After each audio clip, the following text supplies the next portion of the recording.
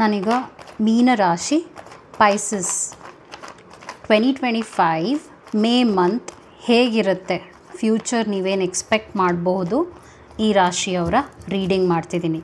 ಮೀನರಾಶಿಯವರ reading ಈಗ ಮಾಡ್ತಾಯಿದ್ದೀನಿ. ಚಾನಲ್ನ ಸಬ್ಸ್ಕ್ರೈಬ್ ಮಾಡಲಿಲ್ಲ ಅಂದರೆ ದಯವಿಟ್ಟು ಸಬ್ಸ್ಕ್ರೈಬ್ ಮಾಡಿ. ಹಾಗೂ ನಿಮಗೇನಾದರೂ individual counselling tarot reading session ಬೇಕಿದೆ ಅಂದರೆ ಡಿಸ್ಕ್ರಿಪ್ಷನಲ್ಲಿ ಕೊಟ್ಟಿರೋ ನಂಬರ್ಗೆ ಕಾಲ್ ಮಾಡಿ ಅಪಾಯಿಂಟ್ಮೆಂಟ್ನ ಪಡಿಬೇಕಾಗುತ್ತೆ. ಒಂದು ಫೋನ್ ಮುಖಾಂತರನಾದರೂ ತೊಗೋಬಹುದು ಅಥವಾ ನೀವು ಆಫೀಸ್ಗಾದರೂ ಬಂದು ಪಡಿಬಹುದು. ನಿಮಗೆ ಯಾವುದು ಅನುಕೂಲ ಅನಿಸುತ್ತೆ ನೀವು ಮಾಡಬಹುದು. So let start. ಮೀನರಾಶಿಯವರ 2025 ಮೇ ಹೇಗಿರುತ್ತೆ ಅಂತ. ಸೊ ಆನ್ ದ ಹೋಲ್ ನಿಮ್ಮ ಎನರ್ಜಿ ಹೇಗಿದೆ ಮತ್ತು ಮೇ ಮಂತಿನ ಥೀಮ್ ಎನರ್ಜಿ ಹೇಗಾಗಿದೆ, ಅದು ಹೇಗಿರುತ್ತೆ, ಅದಾದ ನಂತರ ನೀವು ಯಾವ ಕಡೆಗೆ ಫೋಕಸ್ ಮಾಡಬೇಕು ಮೇ ಮಂತ್, ಏನಾದರೂ ಆಬ್ಸ್ಟಿಕಲ್ಸ್, ಏನಾದರೂ ಅಡೆತಡೆಗಳಿದೆಯಾ, ಹಾಗೂ ಯಾವ ಏರಿಯಾದಲ್ಲಿ ನೀವು ಸಕ್ಸಸ್ನ ಮೇ ಮಂತ್ ನೋಡ್ತೀರಾ, ಏನನ್ನು ನೀವು ಅವಾಯ್ಡ್ ಮಾಡಬೇಕು, ಯಾವ ವಿಷಯವನ್ನು ನೀವು ಮಾಡಬೇಕು. ಓಕೆ, ಅದಾದ ನಂತರ ನಿಮಗೆ ಎಲ್ಲಿಂದ ಸಪೋರ್ಟ್, ಯಾರಿಂದ ಜಾಸ್ತಿ ಸಪೋರ್ಟ್ ಸಿಗುತ್ತೆ ಮತ್ತು ದೈವದಿಂದ ಮೆಸೇಜ್. ಸೊ ಎಲ್ಲವನ್ನು ನಾನು ನಿಮಗೆ ಎಕ್ಸ್ಪ್ಲೇನ್ ಮಾಡ್ತಾ ಹೋಗ್ತೀನಿ. ಫಸ್ಟ್ ಲೈನ್ ನಾನು ನಿಮ್ಗೆ ಹೇಳ್ತೀನಿ. Okay, here you go. ನಿಮ್ಮ ಎನರ್ಜಿ ಜಸ್ಟಿಸ್ ಆಗಿದೆ. ಸೊ ಬ್ಯಾಲೆನ್ಸ್ ನೋಡ್ತಾ ಇದ್ದೀನಿ. ಹಾಗೂ ಯಾವುದೇ ರೀತಿಯಾದ ಪ್ರಾಬ್ಲಮ್ಸ್ ಅಂತ ಬಂದಾಗ ನೀವು ಅದನ್ನು ಸಾರ್ಟ್ ಔಟ್ ಮಾಡ್ಕೊಂಡಿದ್ದೀರಾ. ನಿಮ್ಮ ಲೈಫ್ ಪ್ರಾಬ್ಲಮ್ಸ್ನ, ಮೇಜರ್ ಲೈಫ್ ಪ್ರಾಬ್ಲಮ್ಸ್ನ ನೀವು ಸಾಲ್ವ್ ಮಾಡ್ಕೊಂಡಿದ್ದೀರಾ. ಕಂಗ್ರ್ಯಾಚುಲೇಷನ್ಸ್. ಹಾಗೂ 11 ಬಂದಿರೋದ್ರಿಂದ ಇದು ಕೂಡ ಒಂದು ಲಕ್ನ ಸಂಕೇತವಾಗಿದೆ. ನಿಮ್ಮ ಲೈಫ್ನಲ್ಲಿ ನೀವು ಯಾವ ಒಂದು ವಿಷಯವಾಗಿ ಇದಾಗಬೇಕು ಅಂತ ಆಸೆ ಕನಸುಗಳನ್ನ ತುಂಬ ಕಟ್ಕೊಂಡಿರ್ತೀರ. ಅದು ಮೇ ಮಂತ್ನಲ್ಲಿ ಆಗೋದನ್ನ ಕೂಡ ನಾನು ನೋಡ್ತಾ ಇದ್ದೀನಿ ಕೆಲವರಿಗೆ. ಮತ್ತು ಮೇ ಮಂತ್ನ ಎನರ್ಜಿ ಏನಿದೆ, 7 ಆಫ್ ವಾಂಡ್ಸ್ ಬರ್ತಿರೋದ್ರಿಂದ ಕೆಲಸ ಜಾಸ್ತಿ ಇರುತ್ತೆ, ಬ್ಯುಸಿ ಇರ್ತೀರ, ಹಾಗೂ ಸಪೋರ್ಟ್ ಸಿಗದೇ ಇರ್ಬೋದು. ಪ್ರಿಪೇರ್ಡ್ ಆಗಿರಿ. ನಿಮಗೆ ಜನ ಸಪೋರ್ಟಿವ್ ಆಗಿ ಇಲ್ಲದೆ ಇರ್ಬೋದು, ಅಥವಾ ಒಂದೊಂದಷ್ಟು ಸಿಚುವೇಶನ್ ನಿಮಗೆ ಅಗೇನ್ಸ್ಟ್ ಆಗೋ ಹೋಗ್ಬೋದು, ನಿಮಗೆ ವಿರುದ್ಧವಾಗಿ ಹೋಗ್ಬೋದು. ಜನ ನಿಮಗೆ ಆಪೋಸಿಟ್ಟಾಗಿ, ಅಗೇನ್ಸ್ಟಾಗಿ ನಿಮಗೆ ಬಂದು ಬೇಜಾರು ಮಾಡ್ಬೋದು, ಮನಸ್ಸಿಗೆ ಬೇಜಾರು ಮಾಡ್ಬೋದು. ನೀವು ಅಂದ್ಕೊಂಡು ಹಾಗೆ ಕೆಲಸಗಳು ಕೂಡ ನಿಭಾಯಿಸೋದು ಕಷ್ಟ ಆಗೋಗುತ್ತೆ. ಮಲ್ಟಿ ಟಾಸ್ಕಿಂಗ್ನ ಮಾಡೋಕ್ಕೆ ಹೋಗಬೇಡಿ. ಆದರೆ ಆ ಥರ ಒಂದು ಪರಿಸ್ಥಿತಿ ಬರುತ್ತೆ. ಸ್ಟ್ರೆಸ್ಸಿಗೆ ಒಳಗಾಗ್ತೀರಾ ಮೇ ಮಂತ್ನಲ್ಲಿ. ಸೊ ನೆಕ್ಸ್ಟ್ ಮೆಸೇಜ್ ಏನು ಬರ್ತಾ ಇದೆ ಅಂದರೆ, ನೀವು ಯಾವ ವಿಷಯದಲ್ಲಿ ಫೋಕಸ್ಡ್ ಆಗಿರಬೇಕು ಅಂದರೆ ನಿಮ್ಮ ಹಾಬೀಸ್. ನಿಮಗೆ ಈ ಥರ ಏನಾದರೂ ಮ್ಯೂಸಿಕಲ್ ಇನ್ಸ್ಟ್ರೂಮೆಂಟ್ನ ಪ್ಲೇ ಮಾಡುವಂಥ ಆಸೆ ಕನಸಿದೆ ಅಂದರೆ ಅದ್ರ ಕಡೆಗೆ ನೀವು ಗಮನ ಕೊಡಿ. ಹಾಬೀಸ್, ಪ್ಯಾಷನ್ನ ಬಿಡಕ್ಕೆ ಹೋಗಬೇಡಿ ಮೇ ಮಂತ್. ಬಿಕಾಸ್ ಅದು ಕೂಡ ಒಂದು ಸ್ಟ್ರೆಸ್ ಬಸ್ಟರ್ ಆಗ್ಬೋದು ನಿಮಗೆ. ಬಿಕಾಸ್ ಮೇ ಮಂತ್ನಲ್ಲಿ ನೀವು ನಿಜವಾಗ್ಲೂ ಸ್ಟ್ರೈನ್ ಆಗ್ತೀರಾ. ಸರಿಯಾಗಿ ನಿದ್ದೆ ಬರದೇ ಇರಬಹುದು. ಹಾಗೂ ಓವರ್ ಆಗಿ ಕೆಲಸ ಮಾಡುವಂಥದ್ದು, ಓವರ್ ಟೈಮ್ ಕೆಲಸ ಅಂತಾರಲ್ಲ, ಹಾಗೂ ಆಗುವ ಪರಿಸ್ಥಿತಿ ಇದೆ ನಿಮಗೆ. ಆಬ್ಸ್ಟಿಕಲ್ಸ್, ಕ್ವೀನ್ ಆಫ್ ಸ್ವೋರ್ಡ್ ಬರ್ತಿರೋದ್ರಿಂದ ಹೈಯರ್ ಅಥಾರಿಟಿಯಿಂದ ಪ್ರೆಷರ್ ನೋಡ್ತಾ ಇದ್ದೀನಿ ಕೆಲವರಿಗೆ. ಕೆಲಸದ ಜಾಗದಲ್ಲಿ ಒಂದು ರೀತಿಯಾದ ಪಾಲಿಟಿಕ್ಸ್ ಇರ್ಬೋದು, ಅಥವಾ ನಿಮ್ಮ ಮೇಲೆ ಡಾಮಿನೇಷನ್ ಇರ್ಬೋದು. ಆ ಥರ ಎಲ್ಲ ನಡೆಯುವ ಸಾಧ್ಯತೆ ಇದೆ ಅಂತ ಕೂಡ ಬರ್ತಾ ಇದೆ ಕೆಲವರಿಗೆ. ಮತ್ತು ನಿಮ್ಮ ಮೇ ಮಂತ್ನಲ್ಲಿ ನೀವೇನು ಸಕ್ಸಸ್ನ ನೋಡ್ತೀರಾ. ಕೆಲಸ ಇಲ್ದಿರೋರಿಗೆ ಕೆಲಸ ಸಿಗುತ್ತೆ. ಹಾಗೂ ಕೆಲಸದಲ್ಲಿ ಏನಾದರೂ ನೀವು ಒಂದು ಪೇ ರಿಲೇಟೆಡ್, ಅಂದರೆ ನಿಮ್ಮ ಒಂದು ಜಾಬ್ ರಿಲೇಟೆಡ್ ಆಗಿ, ಹಾಗೂ ನೀವೇನಾದರೂ ಈ ಥರ ಒಂದು ಪೇ ರೈಸ್ನ ನೋಡ್ತಾ ಇದ್ದೀರಾ ಅಂದರೆ, ಅವ್ರೇನಾದರೂ ಇಂಕ್ರಿಮೆಂಟ್ ಕೊಡಬೇಕು, ಆ ಥರ ಏನಾದರೂ ಕಾಯ್ತಾ ಇದ್ದೀರಾ ಅಂದರೆ ಮೇ ಮಂತ್ನಲ್ಲಿ ಕೆಲವರಿಗೆ ಅದು ಕೂಡ ಆಗುತ್ತೆ. ಹಣಕಾಸಿನ ವಿಷಯವಾಗಿ ಬಿಸ್ನೆಸ್ನಲ್ಲಿರೋರಿಗೂ ಕೂಡ ಒಳ್ಳೆಯದಾಗುತ್ತೆ ಮೇ ಮಂತ್ನಲ್ಲಿ. ಅದಕ್ಕೆ ನಾನು ಹೇಳಿದ್ದು, ಬ್ಯುಸಿ ಇರ್ತೀರಾ ನೀವು ಮೇ ಮಂತ್ನಲ್ಲಿ. ತುಂಬ ಕೆಲಸ ಇರುತ್ತೆ, ಕೈ ತುಂಬ ಕೆಲಸ ಇರುತ್ತೆ, ಹಾಗೆ ಸ್ಟ್ರೆಸ್ ಕೂಡ ಇರುತ್ತೆ. ಸೊ ನೀವು ಬ್ಯಾಲೆನ್ಸ್ ಮಾಡೋದು ಒಂದೊಂದು ಸಲ ಕಷ್ಟ ಆಗುತ್ತೆ. ಅದಕ್ಕೆ ಹಾಬೀಸ್ ಇರಬೇಕು.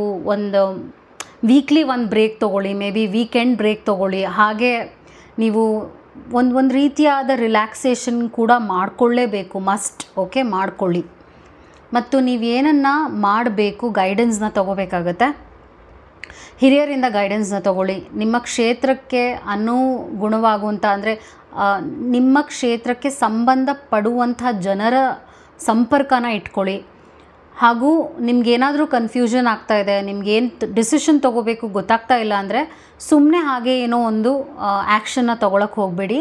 ಪ್ರಾಪರ್ ನೀವು ಆ ಒಂದು ವಿಚಾರವಾಗಿ ಯಾರನ್ನಾದರೂ ಸಂಪರ್ಕ ಮಾಡಿ ಅವರಿಂದ ಫೀಡ್ಬ್ಯಾಕ್ ತೊಗೊಳ್ಳೋದು, ಅವರ ಅಭಿಪ್ರಾಯ ಏನು ಅಂತ ಕೇಳಿಕೊಂಡು, ಅಂದರೆ ಅವ್ರ ಹಿರಿಯರು ಆಗಿರಬೇಕು, ಹಾಗೆ ಲೈಫ್ ಬಗ್ಗೆ ಎಕ್ಸ್ಪೀರಿಯೆನ್ಸು ಇರಬೇಕು, ಅಂಥ ವ್ಯಕ್ತಿಯನ್ನು ಕಾಂಟ್ಯಾಕ್ಟ್ ಮಾಡಬೇಕು ನೀವು. ಮತ್ತು ನೀವು ಏನನ್ನು ಮಾಡಬಾರ್ದು, ಮಲ್ಟಿ ಟಾಸ್ಕಿಂಗ್ ದಯವಿಟ್ಟು ಮಾಡೋಕ್ಕೆ ಹೋಗಬೇಡಿ, ಯಾಕಂದರೆ ಆ ಥರದ್ದು ಒಂದು ಸಂದರ್ಭ ಬರುತ್ತೆ.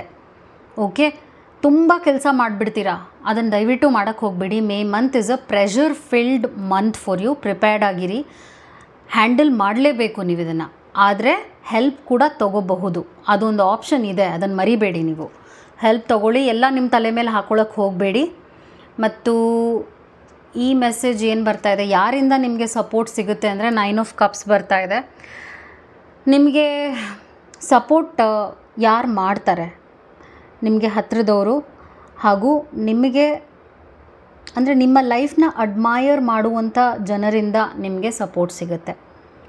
ನಿಮಗೆ ಯಾವಾಗಲೂ ಒಂದು ಬೆನ್ನೆಲುಬು ಆಗಿರ್ತಾರಲ್ಲ, ಆ ವ್ಯಕ್ತಿಯಿಂದ ನಿಮಗೆ ಸಪೋರ್ಟ್ ಸಿಗುತ್ತೆ. ಅವರು ನಿಮಗೆ ಒಬ್ಬ ಬ್ಲಡ್ ರಿಲೇಟಿವ್ ಅಥವಾ ಬ್ಲಡ್ ರಿಲೇಟೆಡ್ ಪರ್ಸನ್ ಆಗಿರ್ತಾರೆ. ನಿಮ್ಮ ಫ್ಯಾಮಿಲಿ ಮೆಂಬರಿಂದ ನಾನು ಏನು ನೋಡ್ತಿರೋದಂದರೆ ಅವರಿಂದ ಸಪೋರ್ಟ್ ಸಿಗುತ್ತೆ. ಹಾಗೂ ಅವರು ನಿಮ್ಮ ಒತ್ತಡಕ್ಕೆ ಒಂದು ಸ್ವಲ್ಪ ಸಪೋರ್ಟಿವ್ ಆಗಿ ಏನಾದರೂ ಗೈಡೆನ್ಸ್ ಕೊಡೋಕ್ಕಾಗತ್ತಾ, ಏನಾದರೂ ಅವ್ರ ಕಡೆಯಿಂದ ಸಹಾಯ ಮಾಡೋಕ್ಕಾಗತ್ತಾ ಅಂತ ವಿಷಯವಾಗಿ ಅವರು ಸ್ಟೆಪ್ಸ್ ತೊಗೊಳ್ತಾರೆ. ನಿಮಗೆ ಯಾವಾಗಲೂ ಒಂದು ಶ್ಯಾಡೋ ಆಗೇ ಇರ್ತಾರೆ. ಅವ್ರು ಯಾವುದೇ ಆದ ಒಂದು ಪಾತ್ರ ಪಡಿಬಹುದು ನಿಮ್ಮ ಲೈಫ್ನಲ್ಲಿ. ಅವ್ರು ನಿಮ್ಮ ತಂದೆ ಆಗಿರ್ಬೋದು, ತಾಯಿ ಆಗಿರ್ಬೋದು, ಹಸ್ಬೆಂಡ್ ಅಥವಾ ವೈಫ್ ಆಗಿರ್ಬೋದು. ಬಟ್ ನನ್ನ ಹಸ್ಬೆಂಡ್ ವೈಫ್ಗಿಂತ ಬ್ಲಡ್ ರಿಲೇಟಿವ್ ಅಂತ ನೋಡ್ತಿರೋದ್ರಿಂದ ಅವ್ರು ನಿಮಗೆ ತಂಗಿ, ಅಣ್ಣ ಹೀಗೆ, ಅಥವಾ as I told father or mother ಹಾಗೆ, ಅಥವಾ ರಿಲೇಟಿವ್, ಅವರಿಂದ ನಿಮಗೆ ಬಹಳಷ್ಟು ಸಹಾಯ ಸಿಗುತ್ತೆ. ಸೊ ಅವರಿಂದನೇ ನೀವು ಹೆಲ್ಪ್ ತೊಗೊಳ್ಳಿ. ತುಂಬ ಕಷ್ಟ ಆಗ್ತಾಯಿದೆ ಅಂದರೆ ಅವರನ್ನು ಹೆಲ್ಪ್ ಕೇಳೋದ್ರಲ್ಲಿ ತಪ್ಪೇನೂ ಇಲ್ಲ. ಸೊ ಯೂನಿವರ್ಸಿಂದ ಗೈಡೆನ್ಸ್ ಏನು ಬರ್ತಾ ಇದೆ ಅಂದರೆ ಹೈ ಪ್ರೀಸ್ಟಸ್ ಬರ್ತಾ ಇದೆ. ದೈವದ ಬ್ಲೆಸ್ಸಿಂಗ್ಸ್ ನಿಮಗಿದೆ, ಹಾಗೂ ನಿಮ್ಮ ಇಂಟ್ಯೂಷನ್ ತುಂಬ ಸ್ಟ್ರಾಂಗ್ ಆಗಿರುತ್ತೆ, which is a good sign. ನಿಮಗೆ ನಿಮ್ಮ ಮನಸ್ಸಿಗೆ ಯಾವುದು ಮಾಡಬೇಕು ಅನಿಸ್ತಾ ಇದೆ ಅದನ್ನು ಮಾಡಿ, ಯಾವುದು ಮಾಡಬಾರ್ದು ಅನಿಸ್ತಿದೆ ಅದನ್ನ ದಯವಿಟ್ಟು ಮಾಡುವ ಅವಶ್ಯಕತೆ ಇಲ್ಲ. ಹಾಗೂ ನಿಮಗೆ ಸೆನ್ಸಿಂಗ್ ನೇಚರ್ ಸ್ಟ್ರಾಂಗ್ ಆಗಿರುತ್ತೆ, 6th ಸೆನ್ಸ್ ವರ್ಕ್ ಆಗುತ್ತೆ. ಸೊ ನಿಮ್ಮ ಒಳಮನಸ್ಸನ್ನು ನೀವು ಸೀರಿಯಸ್ಸಾಗಿ ಕನ್ಸಿಡರ್ ಮಾಡಬೇಕಾಗುತ್ತೆ. ಮೇ ತಿಂಗಳಲ್ಲಿ ನಿಮ್ಮ ಮನಸ್ಸು ಯಾವುದು ಇದು ಸರಿ ಇಲ್ಲ ಅನಿಸ್ತಾ ಇದೆ, ಅಥವಾ ಒಂದು ಡಿಸ್ಕಂಫರ್ಟ್ ಏನೋ ಆಗ್ತಾ ಇದೆ ನಿಮ್ಮ ಒಳಮನಸ್ಸಿಗೆ ಅಂದರೆ ಅದಕ್ಕೆ ನೀವು ಪೂರಕವಾಗಿರಬೇಕೇ ಬಿಟ್ಟರೆ ಅದನ್ನು ನೀವು ಫೋರ್ಸಾಗಿ ಮಾಡೋದು ಅಥವಾ ಅದಕ್ಕೆ ವಿರುದ್ಧವಾಗಿ ನಡ್ಕೊಳ್ಳೋದೆಲ್ಲ ದಯವಿಟ್ಟು ಮಾಡೋಕ್ಕೆ ಹೋಗಬೇಡಿ. ಹಾಗೂ ನೀವು ತುಂಬ ವೈಸ್ ಡಿಸಿಷನ್ಸ್ನೂ ಕೂಡ ತೊಗೊಳ್ತೀರಾ ಮೇ ಮಂತ್ನಲ್ಲಿ. ಮತ್ತು ನಿಮಗೆ ಏನು ಸಿಕ್ಕಬೇಕೋ ಮೇ ಮಂತ್ ಖಂಡಿತವಾಗ್ಲೂ ಸಿಗುತ್ತೆ. ಸ್ಪೆಷಲಿ ಫೈನಾನ್ಷಿಯಲ್ ಕಂಡೀಷನ್ ಇಂಪ್ರೂವ್ಮೆಂಟ್ ನಾನು ನೋಡ್ತಾ ಇದ್ದೀನಿ. ಹಾಗೂ ಕೋರ್ಟ್ ಕಚೇರಿಲಿ ಏನಾದ್ರು ಪ್ರಾಬ್ಲಮ್ಸ್ ಇದೆ, ಸಿಕ್ಕಾಕೊಂಡು ಬಿಟ್ಟಿದ್ದೀರಾ ಅಂದರೆ ಅದರಲ್ಲಿ ಬಿಡುಗಡೆ ನೋಡ್ತಾ ಇದ್ದೀನಿ ನಾನು ಕೆಲವರಿಗೆ.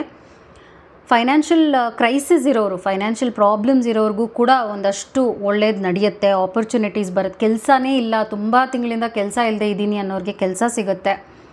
ಹಾಗೆ ಕೆಲಸದಲ್ಲಿ ಸ್ವಲ್ಪ ಜಾಬ್ ಸ್ಟ್ರೆಸ್ ಇದೆ, ಪ್ರೆಷರ್ ಇದೆ, ನಿಮ್ಮ ಹೈಯರ್ ಅಥಾರಿಟಿಯಿಂದ ಒಂದು ರೀತಿಯಾದ ಹೀಗೆ ಇರು ಹಾಗೆ ಇರು ಅಂತ ಒಂದು ಆರ್ಡರ್ ಬರುತ್ತೆ. ಅದು ನಿಮ್ಗೆ ಇಷ್ಟ ಆಗದೆ ಇರ್ಬೋದು, ಅದನ್ನ ನೀವು ಮಾಡಲೇಬೇಕು, ಆ ಥರದ್ದೊಂದು ಪರಿಸ್ಥಿತಿನೂ ಬರ್ಬೋದು.